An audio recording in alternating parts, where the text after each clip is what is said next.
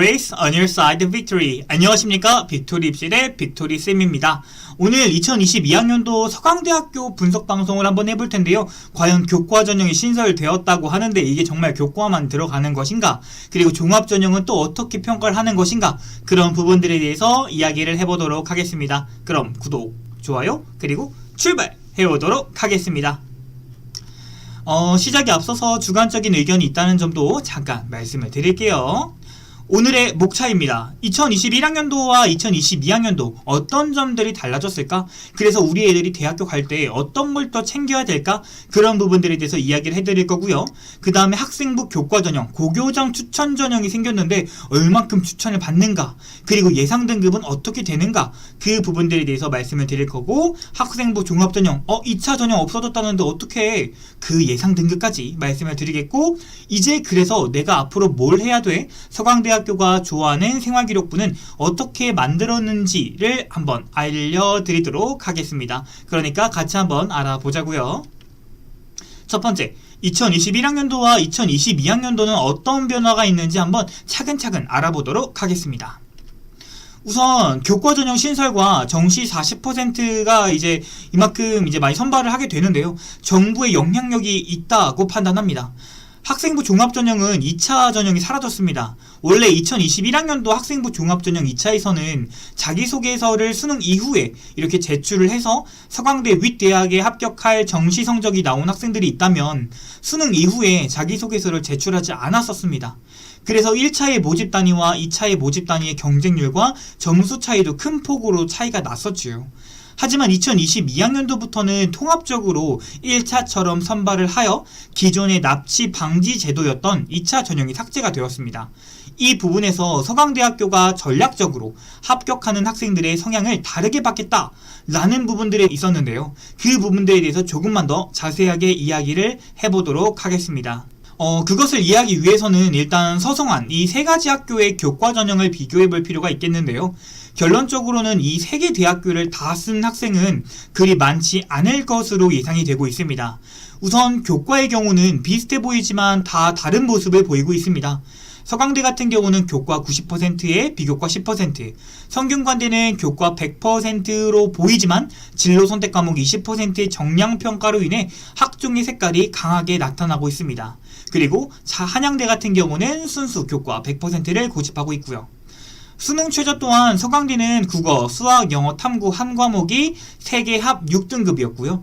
성균관대는 국어, 수학, 탐구 2과목에 2개 합 5, 영어 3등급, 한국사 4등급. 물론 서강대도 한국사 4등급은 필수고요.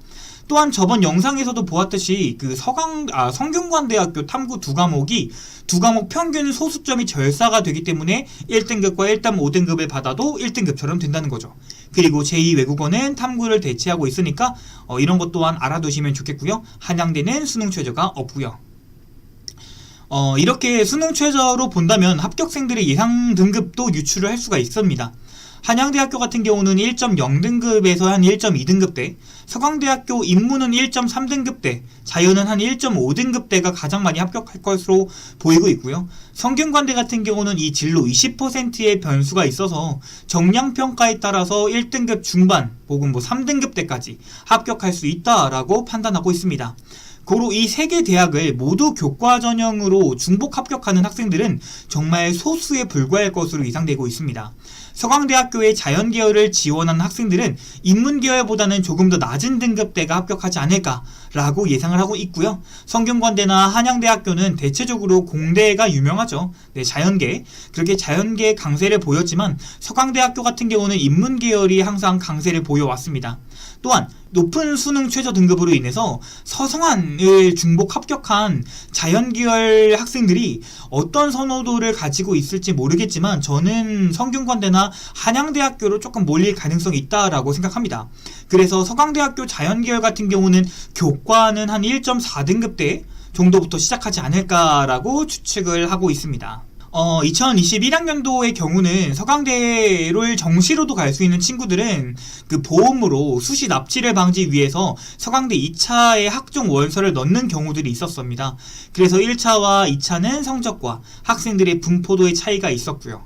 하지만 2022학년도에는 2차 전형의 폐지, 그리고 자기소개서의 폐지가 되어서 2022학년도에는 1차 전형에서 자기소개서를 폐지를 더한 이런 전형이 되어버렸는데요. 왜 서강대학교가 2차를 없앴을까? 라고 묻는다면 전 한 가지 추측을 말씀드리고 싶어요. 바로 학생부 종합전형 이런 학생들의 이탈률 방지와 서강대학교의 충성심이 높은 학생들을 선호하겠다 라는 그런 말이 되는데요. 이 충성심은 학생부 종합전형을 준비하는 데 있어서도 서강대가 좋아하는 색깔을 반드시 나타내야 합격할 수 있다는 결론도 나오게 됩니다. 이제 이 서성한 모든 대학들이 학생부 종합전형에서 서류 100%로 심사하게 되었습니다.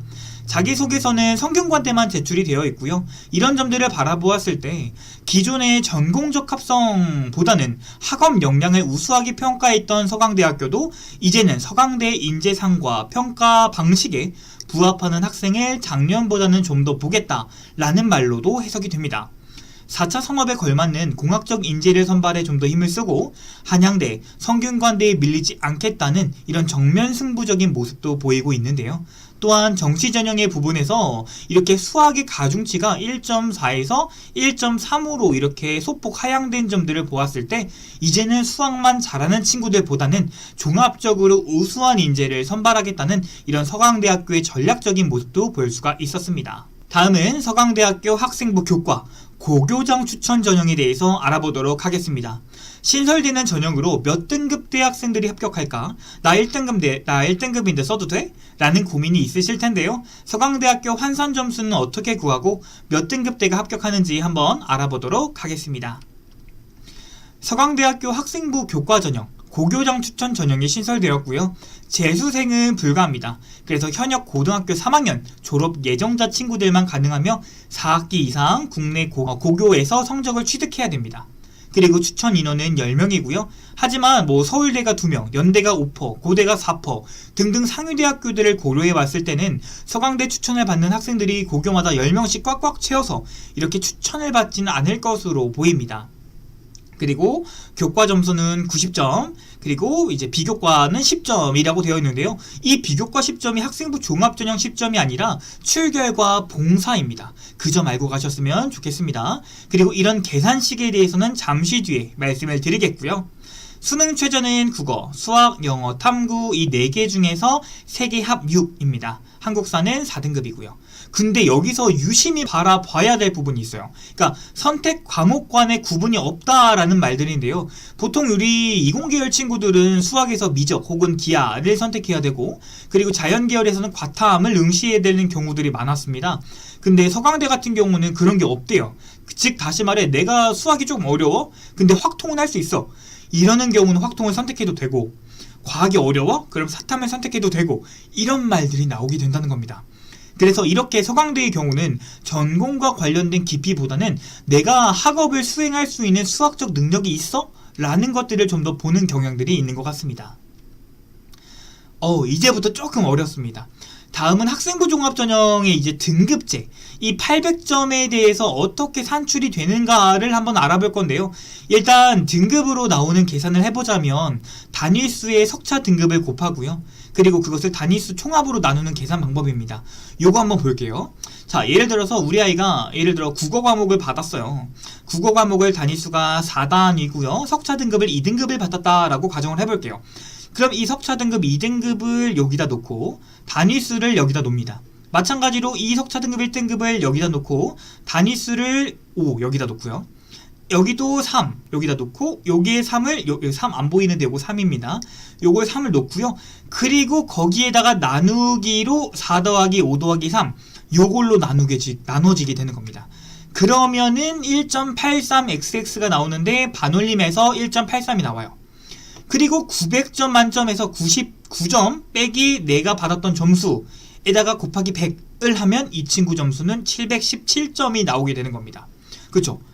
이게 이제 학생부 교과 산출 방법의 900점 만점에서 800점에 해당하는 이런 공통 과목, 즉 등급으로 나오는 것들을 이렇게 800점으로 환산한다 합니다.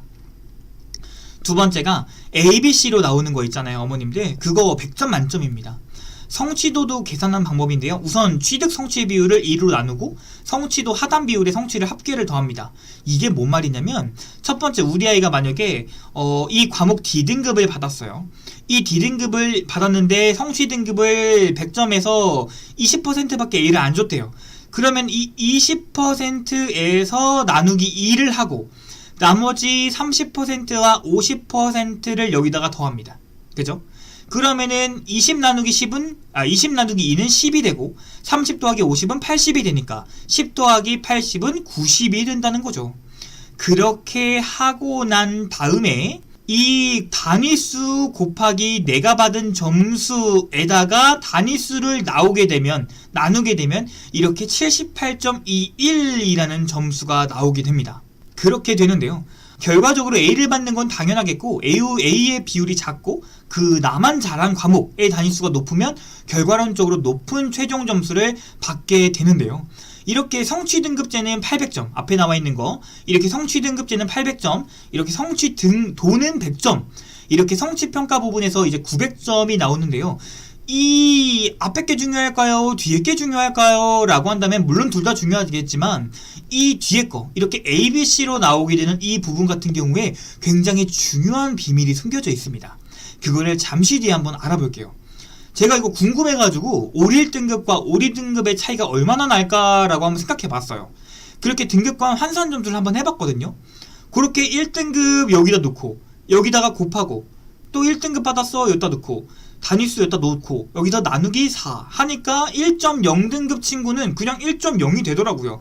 그래서 9 빼기 1 곱하기 100이 800점이고 올 2등급 받은 친구는 2등급 2등급을 넣어봤더니 이렇게 900에서 2.00을 빼고 700점이 나오더라고요. 이렇게 환산 점수가 올 1등급은 800점, 올 2등급은 700점 이렇게 나오게 되더라고요. 그래서 이렇게 받다 보니까 결국에는 800점에 가까운 친구, 올 2등급 친구는 합격하기 어려울 것 같다라는 느낌이 들고 있습니다. 근데 문제가 바로 여기서 나와요. 그 성취도 A를 받는 거는 당연한데 이 성취도 A도 다 다르다는 점을 좀 알고 가셨으면 좋겠습니다. 이거는 우리 애들 잘못이 아니라 학교 잘못도 어느 정도 있습니다. 우리가 계산식에 의거하면은 이렇게 1등급은 800점, 1.5등급인 750점, 2.0등급은 700점으로 나눠지게 되고요. 똑같이 A를 받은 경우들이 있어요. 근데 A 가로치고 옆에 A가 90%를 받은 경우가 있잖아요. 그 90%에서 나누기 1을 하면은 45가 됩니다. 거기다가 남은 성취도 평가 10점을 주게 되니까 55점을 받게 되는 거고요. A를 50%만 준 학교 같은 경우는 50 나누기 2 하니까 25, 더하기 50 하니까 75. A를 20%만 준 경우는 20 나누기 2 하니까 10에다가 80, 나머지 80인 거죠. 그래서 90점을 받게 되었어요. 이렇게 돼버리게 되면은 내가 만약에 1.25등급을 받았어요. 그러면은 775점이 될 것이고 성취도 A를 받았는데 A를 받은 친구들이 90%나 돼요. 그러면 여기에 해당되는 거겠죠. 그럼 이게 55점이 되니까 결국에는 830점이 됩니다. 근데 내가 1.5등급을 받게 되었어요. 근데 성취도 A가 20%밖에 없습니다. 그럼 우리 아이가 점수가 840점이 되는 거죠. 왜냐면은 이 750점에다가 성취도 90점을 더하니까 840점이 돼버리는 거죠. 그래서 이렇게 밑에 친구가 뽑혀버리게 되는 일이 발생을 하게 되는 겁니다. 근데 이거는 학생의 잘못이 아니에요. 학교의 잘못이기 때문에 학생들이 노력해서 되지 않는 부분들입니다. 그래서 조금 아쉽기도 하고요. 그래서 이 영상을 보고 계시는 학교 관계자님들, 학교 선생님들이 계신다면 얼른 이 사실을 학교에 좀 알려야 되지 않을까라고도 생각을 하고 있습니다. 그리고 이렇게 비교과 100점은 출결 50점, 봉사 50점으로 나뉘는데요. 3일 이내, 이렇게 3일 이내 결석을 한 게 없다라고 한다면 만점이고요. 봉사활동 그 20점이 완벽하다라고 한다면 50점 만점입니다. 그러니까 정말 그럴 일은 없겠지만 혹시 봉사 시간이 부족한 친구들이 있다면 3학년 1학기까지 봉사 시간을 조금 채우셨으면 좋겠습니다. 학교 청소만 해도 되니까 봉사활동, 교내활동으로 한번 잘 찾아보시길 바라겠습니다. 그래서 학교장 추천 전형은 이렇게 비교과 100점은 큰 변별력이 없지만 아까 말씀드린 성취도 ABC는 굉장히 큰 변별력을 가지고 있습니다. 그래서 이렇게 등급이 잘 나오는 친구들 그리고 성취도가 잘 나오는 친구들에 유리할 것으로 예상되고 있고요. 고르게 성적 분포도를 받은 친구들 그리고 꾸준하게 상위권을 유지하고 있는 친구들이 유리할 것으로 판단이 되고 있습니다. 그리고 단위수가 높은 주요 과목에서 높은 성적을 받은 학생들과 성취도 A를 받은 학생들 중에서 퍼센트가 적은 A를 받은 학생이 유리할 것으로 예상이 되고 있습니다. 이렇게 환산 점수로 보여지는 것이 마땅하지만 환산 전에 등급표를 한번 보여드리겠습니다. 일단 인문계 같은 경우는 1.4등급 정도로 예상을 했고요. 사회과학 계열들 경영, 경제, 사회학과 1.3등급대 정도를 예상하고 있습니다.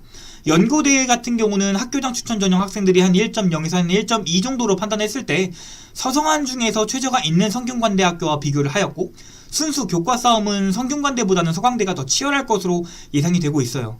그래서 서강대학교 같은 경우는 전통적으로 인문이 강세이기 때문에 서강대 인문과 사회계는 한 1.3 그리고 한 1.4 정도로 판단을 하고 있습니다. 신문방송 및 미디어가 위치해 있는 이런 지식융합은 사회과학 계열과 인문계 그 사이 정도라고 생각이 되고 있고요. 자연계열 같은 경우는 순수 자연학문, 그러니까 수학과 물리학과 보다는 공학 계열에서 높은 성적이 나타날 것으로 예상이 되고 있습니다. 근데 다만 이 공대 같은 경우는 한양공대와 성균관대 공대로 빠지는 경우가 많아서 등급의 첫 스타트는 한 1.2로 높게 잡힐 것 같은데요. 빠져나가는 추가 합격률을 고려하였을 때는 1.4 정도까지도 괜찮아 보입니다. 오차는 0.25등급내라고 생각하고 있고요. 자, 그다음에서 다음에는 서강대학교 학생부 종합전형 일반에 대해서 안내를 한번 해보도록 하겠습니다. 서강대학교 학생부 종합전형은 졸업자와 졸업 예정자 이렇게 모두를 선발하고 있고요. 자기소개서와 수능 최저, 면접은 없습니다. 서류평가 100%로 학생을 선발하고 있고요. 복잡하지 않은 선발 과정으로 경쟁대학교와 비교해서 뒤처지지 않겠다라는 그런 의지가 강하게 보입니다. 특이사항으로는 과거 2차 전형으로 수시 납치에 대한 안전성을 보장해 주었지만 이번 연도부터는 통합되어 다른 학과들과 다른 학교들과 마찬가지로 수능 전 모든 원서 접수가 마무리되게 되었습니다. 그러면 서강대학교는 어떤 학생을 선호하는지 어떻게 생기부를 준비해야 되는지 한번 알아보도록 하겠습니다. 서강대학교는 이렇게 크게 학업 역량 해당되는 지, 알지, 인성에 해당되는 정, 이거 초코파이도 있었던 거, 성장 가능성에 해당되는 의를 평가하고 있습니다. 자, 학생부 종합전형 평가 방법 중에 이렇게 지에 해당하는 부분이 있는데요. 그것들을 함께 살펴보면 학업을 충실히 수행하고 얼마나 알고 해결했는가, 학년의 변화로 인해 성적은 어떤가, 탐구하고 융합하고 비판적으로 사고해봤는가, 이런 것들을 묻게 되는데요. 이것을 풀어서 설명하면 다음과 같습니다. 이렇게 첫 번째, 수준 높은 학교에서 공부를 잘 하였는가. 학교 이미 선택해서 어쩔 수 없지만 수준 높은 특목고 1등급과 보편적인 일반고 1등급은 다를 겁니다. 학교의 평균과 편차, 원점수를 고려해서 보겠다는 말이 되겠고, 두 번째, 학년이 증가할수록 교과 위계가 높아질수록 학업의 발전성이 있는가를 물어보았습니다. 이것은 흔히 말하는 성적 상승 곡선이야? 를 묻는 것입니다. 다음은 비판적 사고를 통해 교과에 있는 내용에 안주하는 것이 아니라 왜 그럴까? 이건 안 될까? 이런 것들을 통해 문제를 탐구하는 데 있어 그 탐구 속에서 어떤 너의 능력으로 이것을 해결하고 검증할 건지라는 과정이나 이런 세특이나 창체 활동에 들어가 있어야 된다는 겁니다. 흔히 교과 심화라고 하는 이 부분은 이화여대도 비슷한 맥락으로 보이고 있습니다. 그리고 이 부분 가장 중요한데요. 바로 융합적인 능력입니다. 솔직히 위에 세 가지 같은 경우는 많은 학교에서도 이렇게 평가를 할 수 있겠지만 서강대는 특히나 이런 학생들을 굉장히 선호하는데요. 간혹 세특을 보면 이런 세특들이 있습니다. 사회 과목을 수학과 연계하고 국어 과목을 과학과 연계하고 이런 융합적인 모습이 서강대학교가 참 좋아하는 부분입니다. 이렇게 인문학적 상상력 그리고 과학적 관점들 이런 것들을 결합은 연세대학교도 굉장히 좋아하게 되었습니다. 이런 모습들이 수상이나 혹은 창체 혹은 세특 드러나 있으면 참 좋을 것 같습니다. 학생부 종합전형 평가 방법 중에서 인성에 대한 부분들을 말씀해 드리도록 하겠습니다. 인성은 나만 잘난 것이 아닌 친구들과 함께하는 모습, 모두가 힘들어하는 것을 나서서 하는 모습, 친구들과 소통하며 의견을 조율하고 공동체의 목표를 위해 소통하는 모습, 이런 기본적인 인간성이 되어 있는 학생을 선호하게 되는데요. 이것을 풀어서 설명하면 다음과 같습니다. 나만의 결과물이 아닌 공동의 결과물이라는 것인가를 질문하고 싶어요. 협업 활동 및 협업 능력들을 안 하고 온 경쟁자 및 학생 없을 겁니다. 모든 부분에서 모든 학생들에게 보여질 것입니다. 근데 그 모든 학생들 중에서 왜 내가 뽑혀야 돼? 라고 한다면 그런 마땅한 이유와 근거가 있어야 될 것인데요. 그래서 협업 능력의 끝판왕이자 결과물 및 증거로 내세울 만한 것들, 그런 것들이 필요한데요. 그것들이 바로 공동수상인 겁니다. 공동수상이 없어도 다른 부분에서 이 능력을 어필해준다면 큰 상관은 없을 겁니다. 협업 능력의 결과물을 반드시 만들길 바랍니다. 두 번째는 타인이 힘들어하는 것을 방관하지 않는가입니다. 이 부분은 행특에서 드러나면 참 좋은데요. 흔히 생기부에서 이런 글들이 적혀져 있습니다. 끝까지 남아서 굳은 일을 도맡아 하는, 남이 하기 싫은 거 나도 하기 싫어요. 나도 빨리 집에 가고 싶고요. 근데 왜 이렇게 생기부에 적혀 있을까요? 이러한 사소한 부분들까지도 입학사정관님들께서 보신다는 겁니다. 그리고 결론의 도출까지 충분한 소통이 보이는가입니다. 자율활동에서 인권교육을 들었다면 그 교육을 듣고 인권 인식 개선이나 혹은 우리 학생들 혼자만의 생각이 아닌 다른 학우들과 소통을 통해 결론을 도출하는 과정이 자율활동이나 동아리활동에 들어가 있어야 된다는 겁니다. 출결, 봉사는 당연하겠죠. 자, 이렇게 이 정적인 부분들, 인성적인 부분들이 잘 들어가 있어야 입학사정관님들께서 좋아한다라는 점을 말씀드리고 싶었고요. 자, 마지막입니다. 이 발전 가능성은 단순하게 발전 가능성으로만 평가하진 않습니다. 앞에 나와 있는 평가 요소들을 통해서 함께 어우러져야 되는데요. 현재 상황이나 수준으로, 질적으로 더 높은 단계로 향상할 수 있는 가능성을 보겠다입니다. 이렇게 대놓고 써져 있어요. 질적으로. 그러니까 우리 아이들 수행평가 주제 잡을 때 나 이거 해야지 저거 해야지가 아니라 고등학교 2학년, 고등학교 3학년이라면 고등학교 1학년 때 활동을 심화만 해도 괜찮습니다. 그것이 한 주제로 경험의 다양성을 내세워야 되는데요. 또한 교과에서 더 높은 단계로 향상될 수 있는 것을 가능성, 발전 가능성이라고 하니까요. 아까 학업 역량에서 나와 있는 것처럼 성적 추이도 신경 써 주셔야겠죠. 그 외에 자기 주도성, 경험의 다양성들이 있는데 이것을 풀어서 해석해보면 다음과 같습니다. 발전 가능성이 보이는가는 이렇게 크게 두 가지로 생각해 주시면 좋은데요. 첫 번째는 아까 학업 역량에서 보였듯이 학업의 발전 가능성, 즉 성적 추이를 보는 것이고, 두 번째는 활동의 수준 및 질을 높이자입니다. 1학년 때 한 활동을 2학년 때에 심호하고 3학년 때는 그런 오류를 찾고 검증하는 이런 활동, 사실 이런 것들이 자기소개서 소재거리입니다. 근데 자기소개서를 안 본대요. 그럼 자기소개서를 생활기록부에 구체적으로 적는다면 더욱더 좋은 생활기록부가 될 것입니다. 두 번째는 활동에서의 여러가지 경험을 시도하고 노력해 보았는가인데요. 예를 들어 의대를 준비하는 학생들이 백신을 연구하기 위해 백신의 종류를 알아보고, 백신의 체내와 작용 원리를 알아보고, 백신의 구성 및 생산 공정 및 배합, 이런 것들에 대해서 연구하는 이런 한 가지의 목표를 두고 다양한 관점으로 연구를 해보라는 것이 경험의 다양성입니다. 나 이거 했어요, 나 저거 했어요, 나 이거 했습니다, 이렇게 하는 것이 경험의 다양성이 아니라요. 그리고 공동의 목표를 위해서 자신의 역할이 무엇인지 적혀 있어야 합니다. 꼭 리더가 아니라도 내가 공동체를 위해서 이것만큼은 잘 알고 화합시킬 수 있어 라는 점이 있다면, 그것이 생기부에 있다면 의기소침하거나 소심한 우리 아이들도 대학에 합격할 수 있겠습니다. 마지막으로는 창의적 문제를 해결해 보았는가 인데요. 남들 다 하는 연구, 인터넷 블로그 뒤져가지고 하는 연구, 이런 거 말고 나를 다른 경쟁자들과 차별화되게 할 수 있는 것들, 창의적이고 융합적인 접근, 이런 것들에 통한 문제 해결, 이런 것들이야말로 합격을 이끄는 모습일 겁니다. 그래서 서강대학교 지원할 거야 라고 한다면 이 세 가지만 딱 기억해 주시면 좋을 것 같아요. 첫 번째로는 성적 상승해봤는가? 사실 모든 대학교들이 원하는 거겠죠. 근데 서강대 특히나 좋아합니다. 왜냐면은 다른 데는 전공적 합성도 많이 보지만 서강대는 이렇게 학업 역량적인 측면에서 거의 50%를 차지하고 있으니까요. 두 번째는 이렇게 비판적 사고를 해봤는가입니다. 이렇게 비판적 사고를 통해서 문제를 해결하고 검증하고 결론이 나온 학생, 즉 양보다는 질적으로 활동의 우수함을 드러내는 학생, 이런 부분들이 세특이나 창체활동이나 혹은 과정에서 이렇게 보여주셨으면 좋겠습니다. 세 번째는 융합적 세특을 만들기인데요. 이 부분은 연대나 이대나 서강대학교나 이런 모든 것들, 이 세 가지 대학교는 이런 것들을 참 좋아하게 됩니다.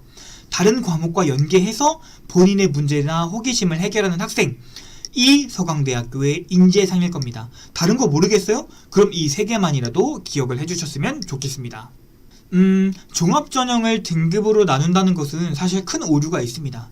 지금 제시해드리는 이 점수는 그동안 보냈던 학생들, 그리고 서강대학교에서 종합전형으로 교과를 보는 크기, 그리고 학교별로 이 정도 점수면 한번 도전해보자 라는 마인드로 작성해보았습니다.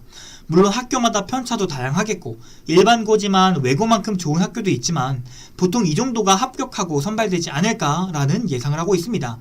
특히나 자연계열의 경우는 제가 앞서 말씀드린 이런 세특이나 생활기록부를 가지고 있다면 이거 내 생기부잖아, 이거 내 이야기잖아, 이렇게 생각하시는 자연계열 친구들 같은 경우는 과감하게 도전해보시는 것을 추천해드릴게요. 저 또한 일반고 친구들 2.5등급이지만 생기부가 특목고만큼 좋다라고 한다면 저도 또한 도전해볼 생각입니다. 오늘은 서강대학교에 대해서 말씀을 드렸습니다. 서울 상위권대학교를 목표로 공부하고 합격한다는 것은 큰 기쁨입니다. 그 큰 기쁨 저도 함께 나눠보고 싶습니다. 과거는 바꿀 수 없지만 미래는 바꿀 수 있습니다.